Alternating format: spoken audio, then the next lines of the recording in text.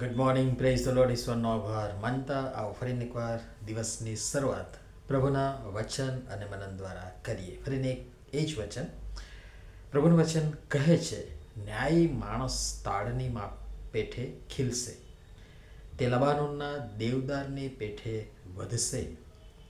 જેઓને યહોવાના મંદિરમાં રોપવામાં આવેલા છે, તેઓ આપણા દેવના આંગણામાં ખીલી રહેશે. તેઓ ઘડપણમાં પણ ફળદાયક થશે. તેઓ રસે ભરેલા તથા લીલા રહેશે, જેથી યહોવા યથાર્થી માલુમ પડે. તે મારો ખડક છે અને તેનામાં કંઈ અન્યાય નથી. ગીતશાસ્ત્ર 92મું ગીત અને તેની 12મી કલમથી 15મી કલમ. આજનો વિચાર, ખ્રિસ્તમાં અતિ પ્રિયવાલા મિત્રો, પ્રભુ ઈસુ ખ્રિસ્તના પ્રિય અને મધુર નામમાં આપ સર્વને સવારની પ્રેમી સલામ. વડીલોની આ શ્રેણી અને એમાં લખતા ક્યાંનું ક્યાં પહોંચી જવાય. ઘડીકમાં જુવાન અને ઘડીકમાં વૃદ્ધ. વળી પાછા આપણા વડીલો પ્રતિસાદ પણ જોરદાર આપે છે. એટલે જોમ અને જુસ્સો ઓર વધી જાય ને જેમ પોરસ ચઢે એમ હજી વધારે લખવાની અને કંઈક કરવાની તમન્ના જાગે. એ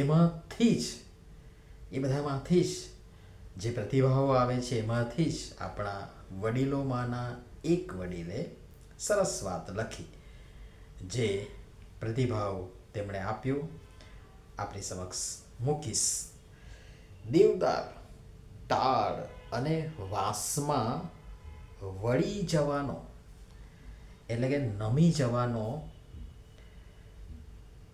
બહુ સરસ એક ઉત્તમ પ્રકારનો ગુણ રહેલો છે, જે તેમને તોફાનો સામે અડગ ઊભા રહેવામાં મદદરૂપ બને છે. આપણને પણ વળી એટલે કે નમી જવાનું, નમ્રતાનું ઉત્તમ શિક્ષણ મળેલું જ છે. હું એના સંદર્ભમાં થોડું ઉમેરીશ. ફ્લેક્સિબિલિટી અથવા લવચિકતા એટલે કે વાળીએ એટલે આમ વળી જાય, ભાંગી ન જાય પણ તૂટી ન જાય, પણ વાળીએ એટલે એને જેમ વાળીએ તેમ વળે, એ લવચિકતા. મને લાગે છે કે જગતભરના મોટા ભાગના પ્રશ્નોનું નિરાકરણ જો માણસ નમી પડે અથવા તો નમ્ર થઈ જાય તો જગતભરના મોટા ભાગના પ્રશ્નોનું નિરાકરણ આવી જાય અથવા પ્રશ્નો જ ઊભા ન થાય. પણ આપણે આપણી ગરદન, જૂના ગાળામાં પણ ઘણી બધી જગ્યાએ આ શબ્દો તમને જોવા મળશે, ગરદન અક્કડ રાખી. આપણે આપણી ગરદન અક્કડ રાખીએ છીએ. જોકે પ્રશ્નો, સમસ્યા, મુશ્કેલી જેવા ઝંઝાવાતો સામે અડગ ઊભા રહેવા ને તેમનો સામનો કરવો એ જુદી વાત છે. પણ આપણે અહીં ન નમવાને આપણી મગરૂરી, અભિમાન, ગર્વ, અહંકાર, તોર તરીકે જોઈ રહ્યા છીએ. અને એ રીતે જે અક્કડ થઈ રહેશે એ કાં તો ભાંગી જશે, કાં તો પડી જશે.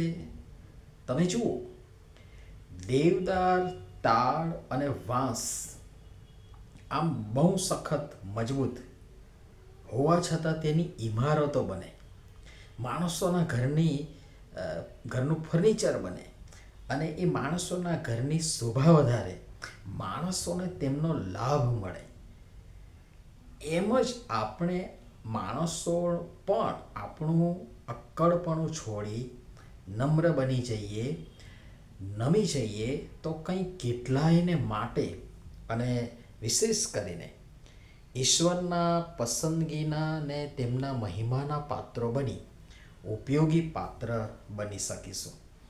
યોગ્ય સમયે નમી જવું, ઝૂકી જવું, નમ્ર બની જવું ને એમાં જ આપણ સર્વની ભલાઈ છે. આપણા વડીલો આ બાબતોને બહુ સારી પેઠે જાણે છે. તેના પરિણામો અને તેની અસર અને તેની આડઅસરને પણ જાણે અને સમજે છે. તેનું કારણ તેમના અનુભવો છે, જે તેમને નમી જવા, નમ્ર થવા પ્રેરણા આપે છે, જેથી તેઓ ભાંગી તૂટી ન જાય, પરંતુ નમીને પણ પડ્યા વગર અડીખમ ઊભા રહે ને એમ ફળદાયક, રસે ભરેલા અને લીલાછમ છેક સુધી રહે, જેથી તેમના દ્વારા ઈશ્વર યથાર્થી માલુમ પડે અને વિશ્વાસથી તેઓ કહી શકે, જે આજના વચનમાં પણ વાત કરવામાં આવી છે, તે મારો ખડક છે, તેમનામાં કંઈ અન્યાય નથી.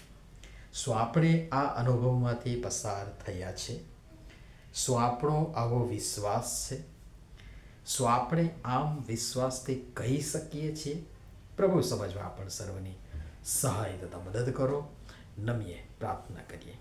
પ્રેમાળ પિતા, કૃપા કરી અમને અક્કડ ગરદન રાખનાર, અહંકારી, ગર્વિષ્ઠ, અભિમાની નહીં, કિંતુ નમી જનારા ને એ રીતે પ્રભુ ઈસુ ખ્રિસ્તે શીખવેલ નમ્રતાના પાઠને અમારામાં આત્મસાત કરી આપનો મહિમા કરનારા બાળકો બનવા કૃપા કરી અમારી સૌની તમે સહાય તથા મદદ કરો.